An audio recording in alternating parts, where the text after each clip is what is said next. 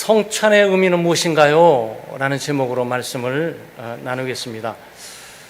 오늘은 성령 강림 주일이기도 하고 우리 창대교회가 성찬을 하는 성찬 예배를 하는 주일이기도 합니다. 늘 우리가 성찬에 참여하기도 하지만 성찬의 의미를 바로 깨닫고 성찬에 참여할 때 바른 자세와 태도를 가지고 참여하는 것은 매우 귀합니다. 왜냐하면 성찬은 은혜의 도구입니다. 그래서 믿음으로 성찬에 잘 참여하게 되면 성령께서 믿음으로 떡을 먹고 잔을 마시는 모든 사람들에게 임하셔서 위로하시고 격려하시고 구원의 은혜를 충만하게 주십니다. 성찬에 대한 성경의 근거는 예수님이십니다. 교회가 조직된 교회가 제도적으로 만든 것이 아니고 예수 그리스도께서 친히 이 성찬을 제정하시고 만드셨습니다. 오늘 봤던 본문이 바로 그런 본문이죠.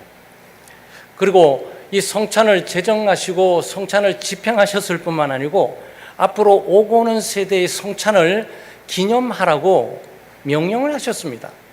바로 예수님의 제정하신 법에 따라 또 예수님이 말씀하신 명령에 따라 믿음의 교우들이 믿음의 지체들이 모이는 현장마다 계속적으로 성찬을 진행하게 되는 겁니다. 바로 오늘 누가복음 22장 19절 바로 20절의 말씀에 기초해서 이 바울 사도가 고린도전서 11장 23절 26절에서 예수님께서 성찬을 제정하셨다. 고린도 교회 교인들에게 말씀하신 거예요. 바울 사도가 예수님이 성찬을 제정하셨다. 그리고 성찬의 의미는 바로 새 언약에 참여하는 것이고 구원의 은혜를 더하게 하는 것이다. 그리고 이런 성찬은 예수님께서 재림에 오시는 그날까지 계속적으로 진행되어야 될 일들이다라고 가르쳐 주셨습니다. 그래서 오늘 우리가 본문 말씀을 통해서 보게 되면 성찬의 의미는 바로 예수님의 희생을 새롭게 인식하는 겁니다. 그러니까 여러분 성찬을 받지 않겠습니까? 예수님은 바로 우리를 위해서 희생하셨다라고 이 사랑과 희생의 의미를 다시 한번 되새기는 것이고 그 왜 그러면 이런 사랑과 희생을 하셨냐? 바로 언약에 대한 보증이다. 그러면 언약은 무엇이냐? 예수를 믿는 모든 자의 죄를 용서해 주시고 구원해 주신다는 바로 피의 약정, 바로 약속을 피로 인치시는 보증이 바로 이 성찬입니다. 그래서 우리는 성찬의 의미를 이 시간 잘 인식하고 믿음으로 떡과 잔을 먹고 마시면서 성령께서 성찬에 참여하는 모든 교우들에게 구원의 은혜를 주시고 죄사함의 은혜를 주시고 영생에 대한 소망을 새롭게 하는 복된 시간 되시기를 주의 이름으로 축원합니다.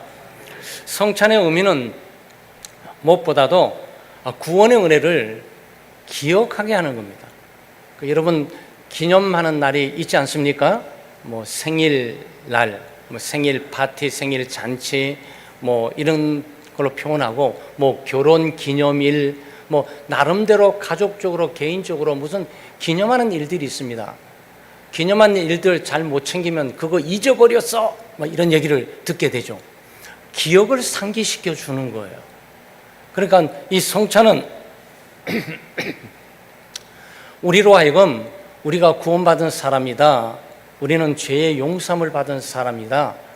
우리는 죄로부터 구원을 받고 하나님 나라에 들어가는 천국의 백성이다. 하나님의 백성이다. 라는 부분들을 기억나고 확신을 주기 위해서 그런 것입니다. 이 떡이 무엇입니까? 예수님께서 찍히신 살이죠. 그 포도주가 무엇입니까? 예수님께서 흘리신 피죠. 아니면 예수님은 왜 이렇게 살을 찢기고 피를 흘리신 고난과 고통을 당하셨을까? 도대체 무슨 얼마나 큰 죄를 졌기에 이렇게 처참하게 십자가에 죄인의 모습으로 죽어야 마셨을까?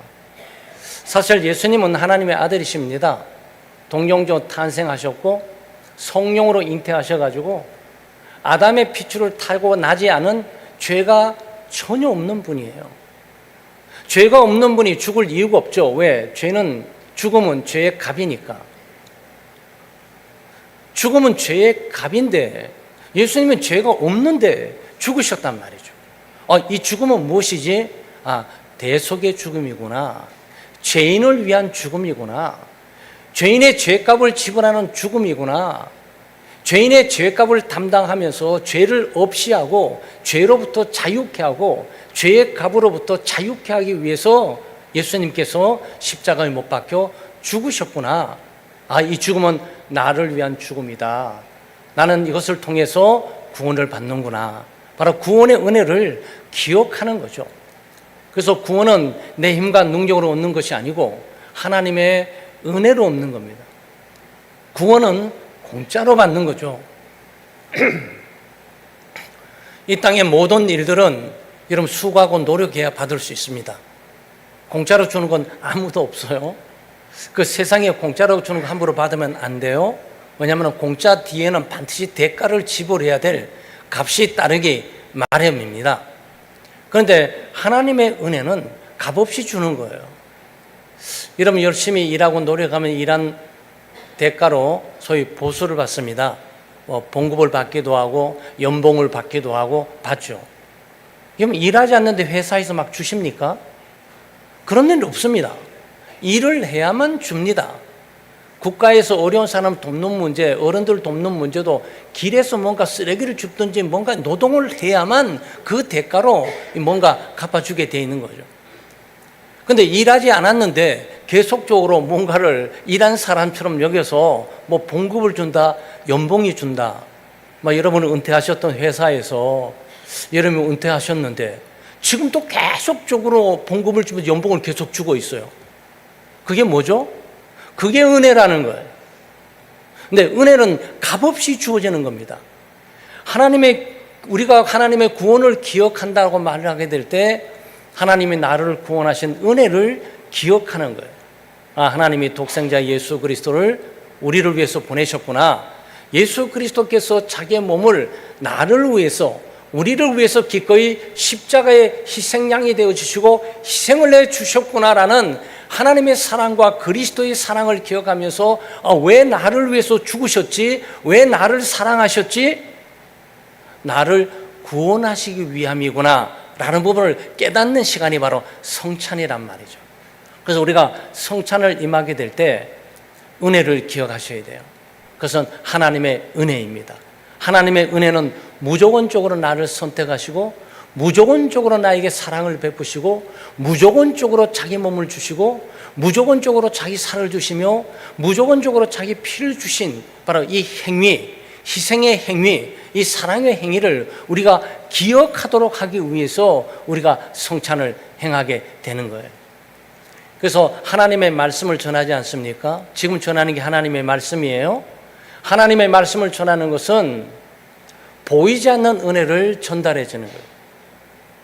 보이지 않는 하나님의 은혜를 전달하는 것이 말씀을 통해서 전달되는 거고, 보이는 은혜를 우리가 받는 것이 바로 이 성찬을 통해서 이 떡을 먹고 이 잔을 마시게 될 때, 떡을 주고 잔을 주게 될 때, 이때 우리가 하나님의 은혜, 하나님의 몸을 우리가 받는 모습으로 이게 생각을 한단 말이죠.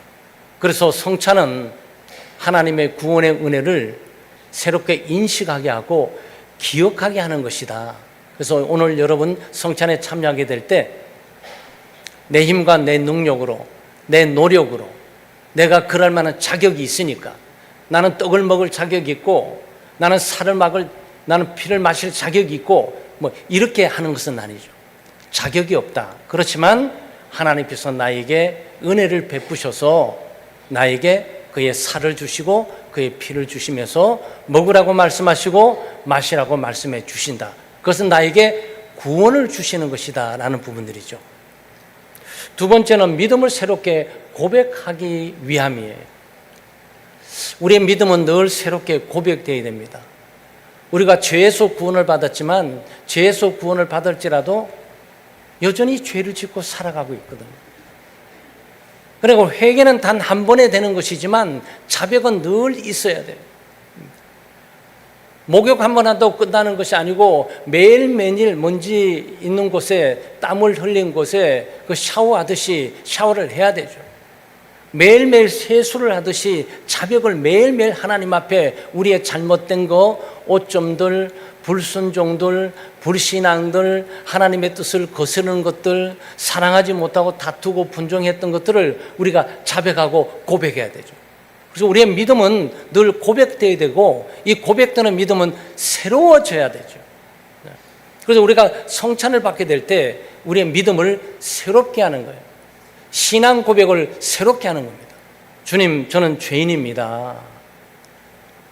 주님, 저는 죄인입니다. 죽어 마땅합니다. 살만한 자격이 없습니다. 이 땅에 솔직히 존재할 만한 자격이 없습니다. 모든 짐승과 자연도 하나님의 뜻을 따르는데 인간인 내가 늘 하나님의 말씀에 불순종하고 살아가는 존재에 불과합니다. 감히 구원을 받을 만한 자격이 없고 감히 하나님 앞에 나올 만한 자격이 없고 감히 예배를 드릴 만한 자격이 없는 죄인인 존재입니다 라는 것을 고백하는 시간이 바로 이 시간인 거죠. 바로 죄를 인식하고 고백하는 사람만이 예수 그리스도께서 떼어지는 살을 상징하는 이 떡이 의미가 있는 것이고 그리스도께서 죄인을 위해서 흘리신 이 보혈의 피가 의미가 있는 것이죠. 이것을 고백하지 않는 사람에겐 의미가 없는 거란 말이죠. 그리고 얼마나 우리가 우리 힘과 능력으로 살아오려고 노력을 많이 했습니까? 우리는 우리 자신을 늘 특별하다고 생각합니다. 똑똑하다고 생각하죠. 마치 모든 사람이 그런 건 아니지만 대부분의 사람들이 자기 자식들이 좀 천재인 것처럼 착각이 있는 것처럼 나도 문제가 없고 나는 똑똑하고 나는 바르고 나는 올바르고 나는 누가 해도 흠집 잡힐 것이 없는 사람이고 나는 제대로 살아가는 사람이고 늘 우리가 이 착각 속에 살아갈 가능성이 많이 있어요. 나는 예배드릴 자격이 있고 하나님 앞에 나갈 자격이 있고 나는 봉사할 자격이 있고 나는 하나님께 섬길 자격이 있고 그런데 이게 성찬을 딱 대면하면서 저거는 뭐지? 나를 위해서 죽으신 그리스도를 저는 발견하는 거예요. 그것은 우리가 얼마나 큰 죄인이며 죽을 죄인이고 심판받을 죄인이고 하나님의 진노를 받을 수밖에 없는 죄인이고 영원한 저주와 형벌을 받을 수 없는 처참한 죄인임을 이 장소에서 깨닫게 하는 것이란 말이죠. 그래서 성찬은 이것을 고백하는 거예요. 그리고 우리가 얼마나 우리 힘과 능력으로 살아오려고 노력을 했습니까? 내 지혜로, 내 능력으로, 내 건강으로, 내가 가지고 있는 집안의 배경으로, 내가 가지고 있는 신체적인 조건으로 뭔가를 이루려고 우리가 얼마나 노력하고 애를 쓰고 살아오냔 말이죠. 마치 구원을 내 스스로 이루어가는 것처럼 우리가 살아갑니다. 자신만만하게 살아가고 자만심 가운데 살아가고 그러다가 패배하고 실패한 일들이 많지만 패배와 실패조차도 인정하지 않고 그래도 나는 할 수 있어라고 밀고 나가는 사람들이죠. 그런데 성찬 앞에 딱 서게 되면 이 찢어지고 깨어지는 거, 완전히 흘려지는 이 피범벅이는 이거는 뭐지? 네, 이것이 바로 우리의 모습이라는 거예요. 예수님께서 대신 이 모습을 지금 갖고 계시는 거죠. 우리가 우리 죄로 말미암아서 죽어야 되고 우리 죄로 말미암아 심판과 저주와 형벌을 받아야 되고 우리 죄로 말미암아 사람들의 비난과 저주와 형벌의 소리를 들어야 되는데 그리스도께서 들으셨단 말이죠. 이것을 우리가 깨닫게 되면서 우리가 깨진 마음으로 상한 마음으로 하나님의 보좌 앞에 나가는 거죠. 나는 의로운 사람이고 나는 똑똑한 사람이고 나는 멋진 사람이고 나는 신사이며 나는 문화적인 사람이고 예배드릴 자격이 있고 이래서 나오는 것이 아니고 성찬 앞에 서게 될 때는 주님, 저는 죄인 중에 괴수입니다. 감히 하나님을 우러러 볼 수 없는 타락하고 오염되고 부패한 죄인입니다. 말과 행동 하나하나 모든 것들이 하나님의 뜻을 거스리며 하나님의 뜻을 위배하는 하나님의 일을 방해하는 존재일 뿐입니다. 주여 용서해 주소서라는 마음을 갖게 되는 현장이 바로 이 성찬입니다. 이거를 고백하는 거죠. 그래서 성찬은 이 믿음을 새롭게 고백하는 거예요. 나는 죄인이다. 타락되고 오염되고 부패되어 있다. 나는 내 힘과 능력으로 구원받을 수가 없고 내 지혜와 내 경험으로 구원받을 수가 없고 오직 하나님의 은혜만으로, 하나님의 도우심만으로, 하나님의 능력만으로 구원을 받을 수 없고 주여 내 영혼을 받아주소서라고 고백하는 믿음의 현장이 바로 이 성찬을 하는 이 시간이란 말이죠. 그래서 성찬에는 우리의 믿음을 새롭게 고백하고 다짐하는 시간이 되어야 합니다. 마지막으로 성찬은 믿음의 공동체, 교회가 연합되어 있고 하나 되어 있음을 인식하고 알려주는 바로 그런 현장이에요. 오늘 여러분 받는 떡들은 다 이렇게 분리되어 있어요. 그렇죠? 한 조각 조각 분리되어 있고 이렇게 함께 떡을 나눠주고 떡을 받아 먹습니다. 포도주도 잔들마다 하나하나 다 다르게 담았어요. 근데 원래 이렇게 되어 있지 않고, 제가 이게 물이 있지 않습니까? 가령 예를 들어서 이게 포도주면 제가 이게 마시지 않습니까? 돌아가면서 마시는 거예요. 한 잔에 참여하는 거예요. 한 포도주에 참여하는 거예요. 포도잔은 하나인데 수백 명 또 수만 명의 입이 여기 함께 참여하게 되는 거예요. 이 의미는 뭐냐? 우리가 연합되어 있다. 우리는 하나 되어 있고 떡도 마찬가지예요. 떡도 우리가 구별해 냈지 않습니까? 그렇죠? 그 떡도 원래 한 떡이 이렇게 있습니다. 네, 이 떡을 돌아가면서 찢어서 먹어요. 그러다 어떤 일이 있게 되겠죠? 많이 먹고 싶은 사람 많이 뜯게 될 거고 적게 먹고 사람 적게 뜯게 될 거고 이렇게 되지 않겠어요? 네. 이것도 어려운 문제인 거죠. 그래서 공정하게 똑같이 잘라서 나눠주게 되는 거죠. 아마 외국 옛날에 선교사들이 한국에 왔을 때 깜짝 놀란 것 가운데 하나가 외국 사람들은 개인주의적입니다. 상당히 개별적이에요. 그래서 모든 식탁에 접시는 자기 접시대 하나씩 다 이렇게 나눠져 있어요.